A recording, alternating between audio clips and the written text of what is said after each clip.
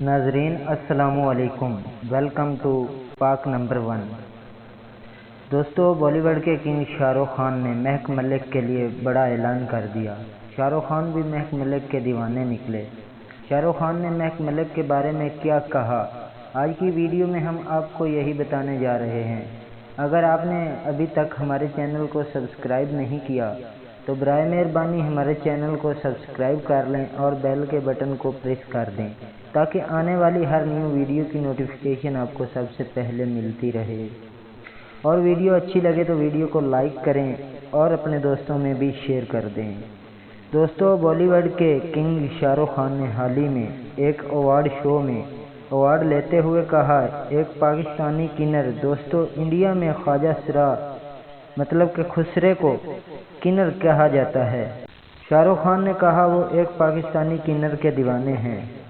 कुछ दिन पहले सोशल मीडिया यूज़ कर रहे थे तो उनके सामने एक पाकिस्तानी डांसर की वीडियो सामने आई, जिन्होंने इस वीडियो को शुरू से लेकर एंड तक पूरा देखा और वो इस डांसर के दीवाने हो गए। और जब इस डांसर का नाम देखा, उस डांसर का नाम महक मलिक था।